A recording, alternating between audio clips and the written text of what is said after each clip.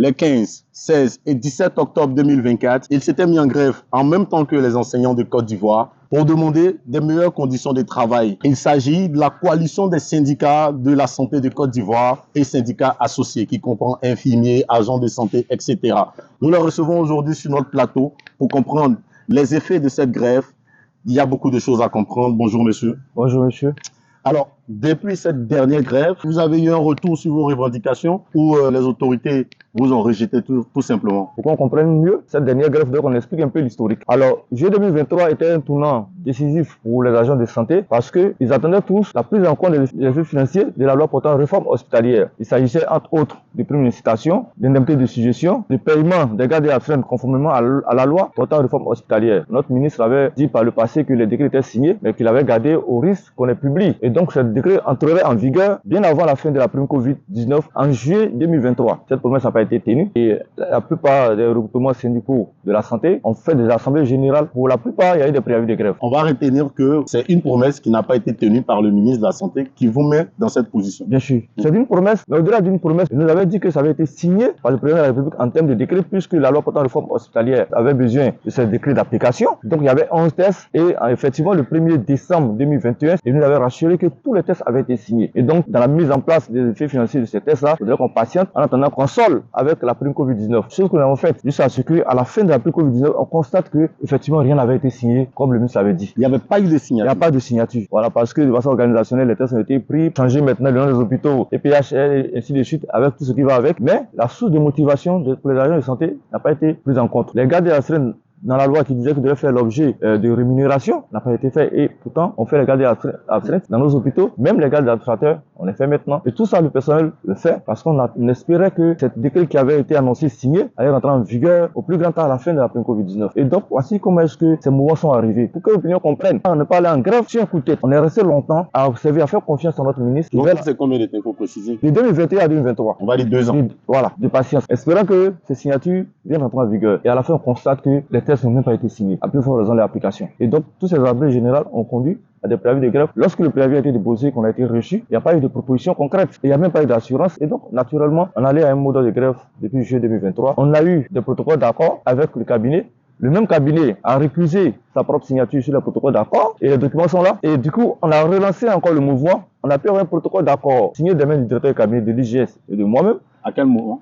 Ça, c'était en septembre 2023. Et ce protocole d'accord dit que les indemnités de suggestion, parce que pour finir, c'est là que nous sommes restés, dans tout ce qu'on peut avoir comme espoir de motivation financière. Les indemnités de suggestion seraient pris en compte dans le budget 2024. Donc, à l'adoption du budget au titre de l'année 2024, qui se fait en novembre 2023, on a constaté que le budget de notre ministère était en nette régression. Ça veut dire que les indemnités de suggestion n'ont pas été prises en compte. Et donc, en décembre, on décide de faire un mouvement de grève pour protester encore contre cette énième déception, des promesses qui ne tiennent jamais. Vous allez de déception en déception? Bien sûr, malgré les protocoles d'accord qu'on signe et autres. Donc, en décembre, on essaie de faire un mouvement pour faire un arrêt de travail le 26 décembre. On est reçu par la ministre d'État, le ministre de la fonction publique, Mme Amloto, qui nous a dit que, effectivement, ces documents qu'on a signés ne pouvaient pas être tenus parce que, en réalité, les signataires n'avaient pas la capacité de le faire puisqu'il s'agit d'engager le budget de l'État et qu'elle-même prend l'engagement sur elle de faire de sorte qu'on puisse payer nos indemnités de suggestion. Alors, à ce niveau, il y a deux problèmes. Le problème, il s'agissait, dans un premier temps, selon les avant décrits de la loi portant réforme hospitalière, normalement, il y avait l'indemnité de suggestion qui était prise en compte là-bas. Et puisqu'on n'arrive pas à signer un décret dans ce sens, nous, on allait fouiller et on a pu découvrir un décret.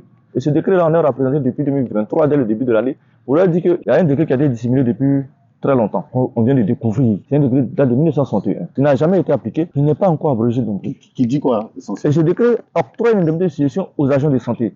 30% de leur salaire. Depuis 1961. Bien sûr. Et donc, on a présenté ce décret aussi à la ministre d'État pour lui dire, comme on a du mal à signer un nouveau décret pour une indemnité de suggestion, on souhaite que vous nous payiez ce qui est déjà signé. Avec Hariri d'ailleurs, puisque c'est depuis 1961, ça a été signé, c'est 30% de notre salaire, il faut nous payer. Il n'est pas encore abrogé. Mais il est quand même d'un état de droit. Elle a dit, bon, elle prend acte. Cependant, elle estime que les 30% seront faibles pour nous. Et que comme le décret ne cite pas implicitement tous les emplois, parce que 1961, vous comprenez moi qu'il y a certains emplois aujourd'hui qui existent, qui n'existent pas. C'est ça. Et donc, elle allait faire actualiser le décret et revaloriser d'ailleurs le montant qui pourrait être octroyé. Parce que comment on se quitte en décembre 2023. Et ça a été budgétisé. Mais justement, on attendait qu'elle nous propose ce qu'elle définit maintenant et qu'on puisse voir le budget. Donc, ça n'a pas été budgétisé parce qu'on attendait toujours. Et on a attendu. Il fallait qu'on mette en place le comité consultatif, le comité de suivi et autres. Vous avez vu que c'est pourquoi d'ailleurs, on revient à la grève du 15, 16, 17. C'est pourquoi nous sommes engagés à les enseignants dans la même période pour faire ce même mouvement-là. vous réclamez nos promesses qui ont été faites et qui n'ont pas encore été tenues jusque-là. Dans la foulée, le comité concertateur a été mis en place, mais là, il s'agit d'un comité qui travaille sur les nouvelles revendications à effet financier. Cependant, dans nos cas, ce décret n'est pas une nouvelle revendication. On peut dire mieux, c'est une réclamation que nous faisons. C'est un rappel, voilà, c'est un droit acquis qu'on demande que cela nous soit appliqué. Et donc, on nous dit qu'il faut le comité de suivi qui doit analyser pour voir comment, quand on nous paye et si on doit payer les arriérés, quand on prend en compte, on doit négocier. Alors, après le comité de consultatif qui a été mis en place, on a espéré le comité de suivi. On a même eu une convocation pour ce comité-là, au niveau de la fonction publique, et ce comité ne s'est jamais mis en place, jusqu'à présent. Alors que c'est là qu'on espérait pouvoir débattre de ce décret de 61 et voir son applicabilité. Quand vous relanciez le ministère sur la naissance de ce comité, qu'est-ce qu'on vous répondait? En ce moment, c'est le statu quo, parce que c'est la fonction publique qui doit nous convoquer pour dire la primature met en place ce comité pour que nous on puisse avoir gain de cause. Et d'ailleurs, à la dernière rencontre, Madame la ministre d'État au niveau de Cocody, elle et les fonctionnaires, notre problème n'était pas à l'ordre du jour. Ce problème, on doit en parler et c'est une attente légitime et légale de l'ensemble des agents de santé. Et c'est pourquoi nous venons d'une tournée où nous avons pu échanger avec les camarades sur cette question. Parce que pour nous, on pourrait éventuellement s'attendre à une autre grève. Vous savez, les grèves sont en réalité des appels du pied. Lorsque dans une situation, l'autorité ne veut pas ouvrir le débat, alors que vous estimez que vous êtes dans vos droits, c'est là que les grèves arrivent. On ose espérer que d'ici là, on va nous rappeler pour nous dire que le comité se met en place et que voici ce qu'on va vous payer. Ne serait-ce que déjà au moins une table pour échanger. Justement, on veut une table pour échanger, approfondir la question de l'introduction des agents de santé qui est latente depuis 1961. On veut savoir là où on va. Parce qu'aujourd'hui, la vérité, c'est que l'ensemble des agents de santé est déçu. Parce qu'ils se sentent méprisés. Trop de promesses non tenues. Parce que nous, on croit à l'autorité. Et c'est pourquoi on va avec l'autorité signer des documents. Et quand l'autorité ne respecte pas, ça nous fait peur. Donc, on profite pour lancer un appel à la fonction publique, à la ministre d'État, de voir dans quelle mesure on peut mettre en place ce comité de suivi et proposer quelque chose aux agents de santé sur l'indemnité de solution conformément au décret existant, qui n'a pas encore été abrogé. Quelle est la situation des agents de santé aujourd'hui en Côte d'Ivoire? Comme pas d'agents de santé, c'est un ensemble, c'est un tout. Dans ce tout, il y a les agents de santé fonctionnaires et les agents de santé contractuels. Chez les fonctionnaires, aujourd'hui, on a eu accès à une prime Covid à l'occasion malheureusement de la maladie à coronavirus sur au moins 2 à 3 ans. Et c'est redevenu comme une habitude salariale. C'est pourquoi, lorsque le ministre a dit qu'on aurait des indemnités et primes conformément à la loi portant la réforme hospitalière, ça nous a rassurés. Et si vous voyez bien, dans cette période, il n'y a jamais eu de mouvement dans cette période parce qu'on a dit à tous nos camarades qu'on prenne notre mal en patience. Mais aujourd'hui, vous-même, comment vous voulez que les gens se sentent? Ils se sentent trahis, ils se sentent méprisés, ils sont déçus. Dans le monde des ressources humaines, un agent qui se sent trahi, qui se sent déçu, ne peut pas forcément être rentable. Et donc, ils sont démotivés. Voilà. On peut dire que c'est dangereux pour la santé des Ivoiriens. Bien sûr, mais si les gens sont démotivés, à côté de ça, il y a la situation des contractuels. Les contractuels tournent autour de 3000. Ces contractuels sont plus dans les CHU et un peu dans les autres structures. Ils sont un peu partout. Ce que nous déplorons aujourd'hui, c'est leur traitement salarial. Aujourd'hui, je vous parle, ils sont à 3 à 12 mois de salaire impayé, d'arrière de salaire. D'abord, un contractuel, pourquoi il est contractuel et pourquoi eux particulièrement on prend de mois d'impayé? Justement, il est contractuel parce qu'il n'est pas fonctionnaire. C'est un agent d'appui, on peut dire. Les structures dans les tests peuvent prendre des personnes comme contractuelles pour pouvoir faire le travail. C'est un système, il peut y avoir des éléments qui manquent. L'hôpital peut estimer que je n'ai pas assez d'aides-soignants. Peut estimer que je n'ai pas assez de garçons de salle.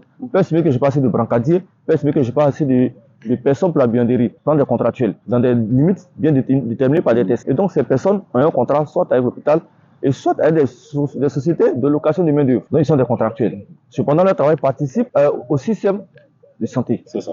Et donc, ces personnes aussi ont besoin d'être payées. Non, mais bien évidemment, comme tout travailleur. Justement. Là où il y a le problème, ils ne sont pas régulièrement payés. Et on a toujours... Ils sont à combien de mois d'arrivée? Ils sont à 12 mois d'arrivée. La crème, c'est le chute de Yopougon. Vous avez vu récemment des agents se manifester. Il passe à 2-3 mois de cela. Il avait 16 mois d'arrivée de salaire. C'est incroyable ce que vous dites. Non, mais c'est une réalité que nous vivons. Et c'est pourquoi les Ivoiriens qui attaquent les agents de santé. C'est vrai, dans tout système, il y a des brebis galeuses. Et nous ne disons pas que nous sommes la perfection. Mais qu'ils sachent qu'il y a des problèmes au fond. Et que ce qu'ils ne voient ne soit que la partie visible de l'iceberg. Alors, cet agent qui est dans une structure, vous comprenez que avoir 2 à 12 mois de salaire impayé pour un agent, aujourd'hui, c'est pas Comment facile. Ils arrivent à vivre et à venir au travail? Et à satisfaire la population. Alors, ici, on parle de soins de santé humanisés, des qualités qu'on veut. En même temps, on a du personnel qui est déshumanisé. Et c'est ce que nous combattons. Alors, si on a des collaborateurs qui ont des salaires impayés de cette façon-là, on sait que ça porte atteinte à notre système de santé. Et du coup, ça dénote sur la qualité des soins qu'on va offrir à la population. Bien sûr. Et à la fin, la population accuse, comme toujours, les agents de santé d'être le problème, alors qu'il y a des problèmes à la base qu'ils doivent comprendre. Et c'est ce que nous défendons. Nous voulons que les gens soient payés correctement.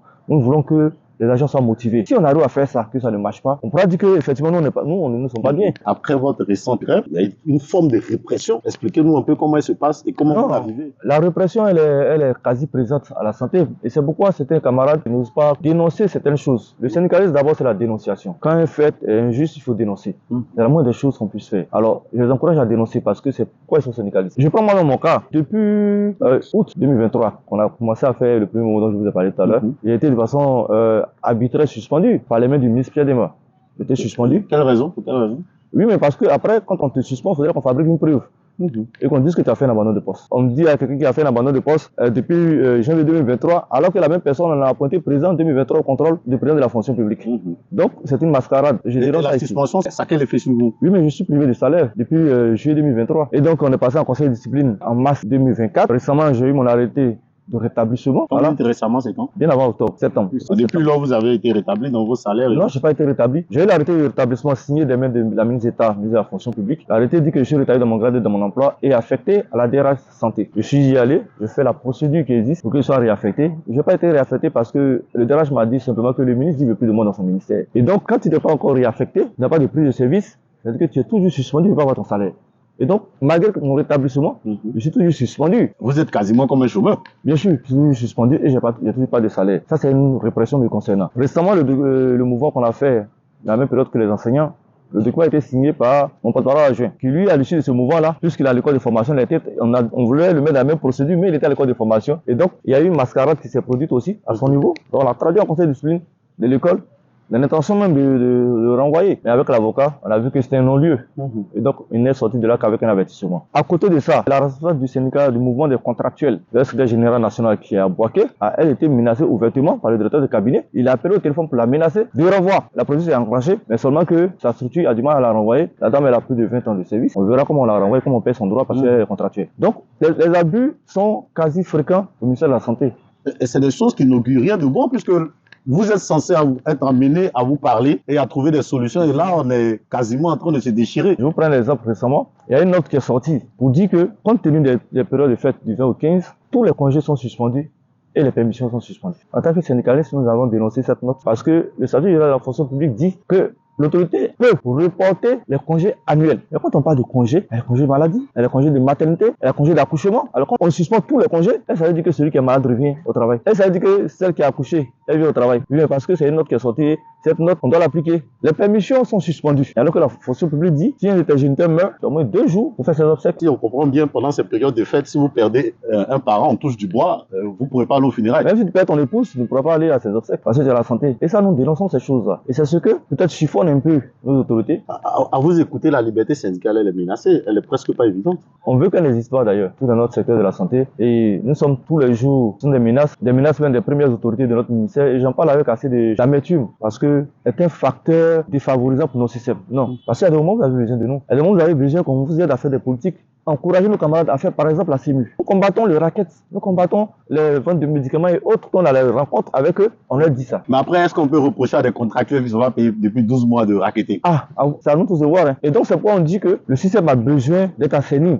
Et que ces personnes, on doit mettre un système de paiement en place qui soit régulier. Parce que nous sommes convaincus aussi que ces agents-là, s'ils sont là, c'est parce qu'ils sont importants. Alors il faut les rémunérer. Ils n'ont pas de gratification. Souvent, d'autres sont pas payés même au SMIC. Et même quand ils ne sont jamais déclarés à la CNPF. Il y a une autre accusation que les autorités aiment vous porter. Je pense qu'aujourd'hui, même le représentant du RHDP en a parlé, que vous êtes des syndicalistes envoyés sous cap par des politiques. Ça revient très souvent. Je vois que ça vous fait rire.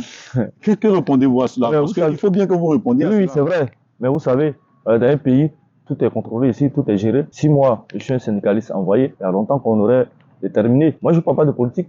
Je ne fais pas la politique. Je me force à m'éloigner de la politique parce que je sais que je suis dans une posture qui ne doit même pas avoir un lien avec la politique. Et tous ceux qui me connaissent le savent. Moi, je suis dans ma posture de syndicaliste. Je revendique, je dénonce ce qui ne va pas. Je revendique ce qui nous revient de droit. On s'arrête là. Alors, tel que vous le dites, un responsable de RHDP. Le ministre Adjoumani. Voilà, donc, qui nous paye l'indemnité de suggestion? Payer aux agents de santé l'indemnité de suggestion. Les gardes et astreintes, conformément à la loi portant réforme hospitalière. Payer les contractuels pour leur salaire. Qui nous mettent à l'épreuve. En payant ce que je viens de citer. Et il verra si on va revendiquer encore. Je crois plutôt qu'on va le célébrer.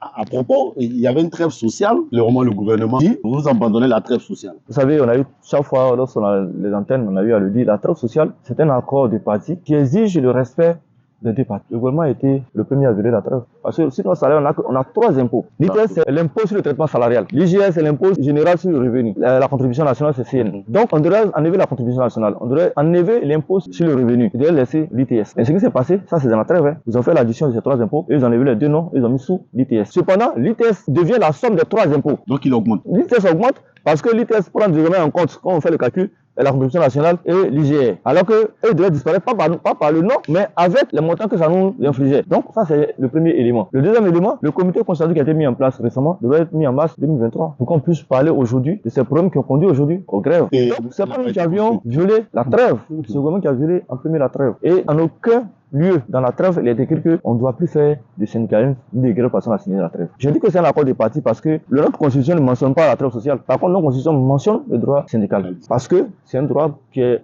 régi par les conventions internationales. Est-ce que vous estimez que l'État ivoirien actuel a les moyens de vous payer ce que vous réclamez? Bien sûr, nous estimons que l'État a les moyens de payer, ne serait-ce que l'indemnité de suggestion dans un premier temps, pour contenter un peu les agents de santé. Parce que qu'est-ce qui bloque 30% du salaire, juste pour créer encore de la motivation en eux, pour que nos populations soient bien traitées à l'hôpital.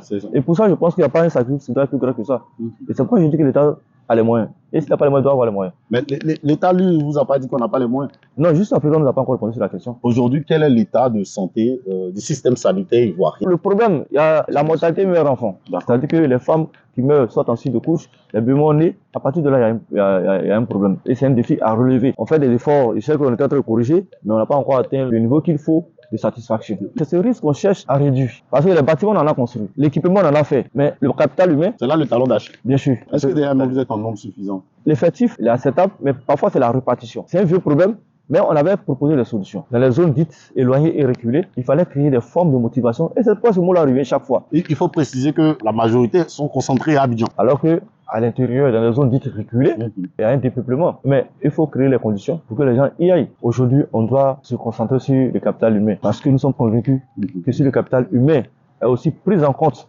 comme les bâtiments et les équipements, on va atteindre les objectifs que le gouvernement s'est assigné en matière de santé pour les Ivoiriens. Donc, message à vos autorités. Il faudrait que nos autorités comprennent que nos actions n'ont aucun relent politique. Au contraire, nos actions visent à aider notre système de santé à aller de l'avant. Aller de l'avant dans le sens où on peut quand même, à travers nos revendications, impacter la production de nos camarades dans les structures. Et ce que nous dénonçons est dans le sens d'améliorer les conditions de vie et de travail des camarades, de sorte que cela puisse impacter la prise en charge de nos populations dans nos structures sanitaires. Et donc, on les invite vraiment, on leur demande d'ouvrir une lucane sur nos revendications, d'ouvrir une lucane sur l'indemnité de suggestion du décret qui n'est pas encore abrogé, qui est encore en vigueur, d'ouvrir une lucane sur la préoccupation des agents de santé contractuels, pour que ces gens-là, on puisse mettre un mécanisme de paiement régulier en place de leurs salaires, afin qu'ils se sentent aussi au cœur du système et que leur travail participe véritablement à l'éclosion de notre système de santé. Merci d'avoir suivi ce numéro des Micro Libres. À très bientôt. N'oubliez pas d'aimer, de partager, surtout, donnez vos avis.